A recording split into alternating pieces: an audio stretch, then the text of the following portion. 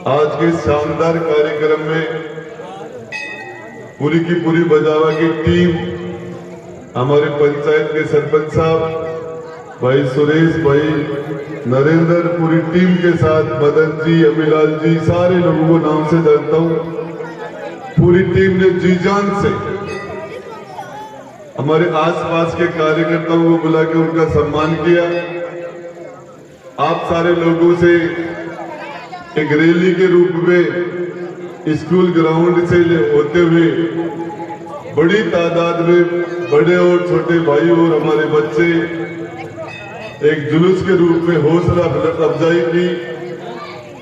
देखिए, ये लोकतंत्र है और लोकतंत्र हकीकत में दिख रही है दो बजावों में। इस बजावा के तो मुझे नहीं पता, यहाँ सरपंच तो हमारे जितेंद्र जी हैं, लेकिन एमएलए और मंत्री तो इस बजावा के लोग ही हैं। इन्होंने फैसला कर लिया, मिठाई बांट दी कि हमारा स्कूल 12वीं का हो गया। फिर बोले स्कूल तो हुआ ही नहीं, वो तो बजावा दूसरा है, गलती से छप गया। तो बजावा के नौजवानों ने कहा कि हमें मतलब नहीं है, हमारा हायर सेकेंडरी स्कूल के लिए हमने तो लाडू बांट दिए, अब मंत्री को अपनी इज्जत रखने को बढ़ाएगा नहीं बढ़ाएगा। तो बजावा के लोग पहले लड्डू बांटते हैं और उसके बाद में हाथों हाथ वो काम हो जाता है। चाहे वो पीएससी का मामला हो, बहुत बड़ी बात थी। और मेरे से पूर्व 60 साल तक जितने भी नेता रहे यहाँ, उन सबका मेरे ऊपर तो बहुत कर पा रहे। यहाँ तक जितने विधायक बने, ये सड़कें, ये स्कूल, ये हॉस्पिटल, पीएससी, ये सारे वो कर देते, वो बना देते। तो आज मुझे इनका लोकार्पण करने का अवसर नहीं मिलता। बजावा के लोगों ने मुझे कहा एक बार, मंत्री जी बजावा स्टैंड से हमारी बजावा की रोड होनी चाहिए। 10-20 नौजवानों ने खड़ा होकर कहा और आपका काम हो गया। बजावा के हमारे बड़े और छोटे भाई ने कहा गुमाना की बात सड़क जो बजावा तक है, इसका मौका किसी और को मिल सकता था, लेकिन ये लोग वहां गए भी थे पिछले राज में, और इनको कहा गया कि ये तो सतवेजड़ी सड़क है, इसमें तो सभी जाति बिरादरी के लोग रहते, मुझे तो पेवर चाहिए। तो मैं आपको बताना चाह रहा हूं, मुझे पेवर नहीं चाहिए, मुझे तो सतवेजड़ी चाहिए। 36 कौम के लोग होंगे। हम हमारे बच्चे की शादी करते हैं तो उस शादी के अंदर बिना नाई के शादी नहीं होती, बिना पंडित के शादी नहीं होती। चाक बात के लिए कुम्हार चाहिए, तोरण के लिए खाती चाहिए। हर समाज के लोग होते, जब एक बच्चे और बच्ची को 36 कौम मिलकर आशीर्वाद देते हो, तब वो बच्चा बच्ची वो जोड़ा फलता फूलता है। एक जाति से किसी का भला नहीं हो सकता। सबसे बड़ी बात है कि सारी जातियां, सारे समाज मिलके हमारा एक परिवार है, और इस परिवार के अंदर इतना बड़ा विश्वास है सब लोगों को। अभी ये बच्चा विकास ये कह रहा था मैं बोलूंगा, मैंने कहा रहने दे, लेकिन इसकी इच्छा थी नाटास का विकास लेना। हकीकत ये है, इसके पास पैसे नहीं थे और इसके ऐसी बीमारी लग गई थी, उस बीमारी में 30 से 40 लाख रुपए चाहिए थे, और इतने पैसे सरकार भी नहीं दे रही थी। तो मैंने डॉक्टर से जाके कोई भी बीमारी हो, उस बीमारी के 30%, 40%, एक निश्चित परसेंटेज था, वही सरकार पैसे दे रही थी। मैं डॉक्टर के पास हॉस्पिटल में गया, मैं मंत्री था, मैंने डॉक्टर को कहा कि बजट है ना इसका, एस्टिमेट इसके इलाज का, वो 80 लाख रुपए का बना दे।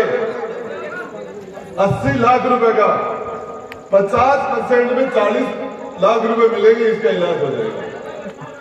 तो मैंने कहा एस्टिमेट इसका 80 लाख का बनवा दे इसके बीमारी का। फिर बोले ये तो सरकार के क्राइटेरिया में नहीं आता, सरकार इतने पैसे नहीं देती, वो मेरा काम है, मैं करवा लूंगा। और जब ये बच्चा, इसके पिताजी प्रकाश जी मीना चले गए भगवान के घर, निराश था कि इतनी ऐसी बीमारी लगी, इसका इलाज हो नहीं सकता था।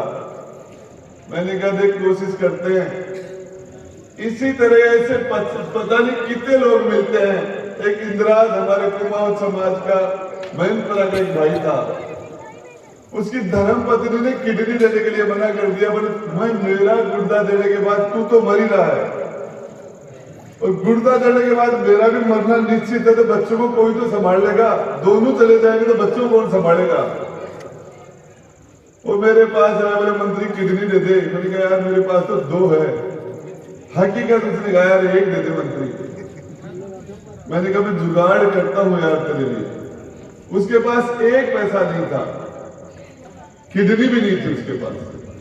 आज वो इंदिराज मिलता है मुझे, किडनी भी मिल गई, पैसे भी हो गए, वो मिलता है तो खुशी होती है, भगवान ने बचाया उसको। लेकिन हमें लगता है कि हमने प्रयास किया था, इसलिए भगवान का भी, हमारा प्रयास भी इसमें शामिल हो गया। ऐसे जितने भी लोग मिलते हैं, आज हमारे प्रमुख साहब चले गए विद्याधर जी, सवाई मान सिंह हॉस्पिटल के, मुझे कहा कि यहाँ कहाँ मकान ले रहा है तुम, इस मकान में, इस बंगले में तो नहीं रह पाएगा, सारी हॉस्पिटल की भीड़ तेरे बंगले में घुस जाएगी, सारे मंत्री भीड़ से दूर जाते, तू इस हॉस्पिटल के पास इस बंगले में क्यों आ रहा है। मैंने कहा मुझे भीड़ चाहिए, मुझे लोग, मेरे पास लोग आए। तो मैंने सवाई मान सिंह हॉस्पिटल की बिल्कुल एक दीवार, ट्रोमा सेंटर की और मेरे घर की जो सरकारी बंगला, उसकी एक दीवार,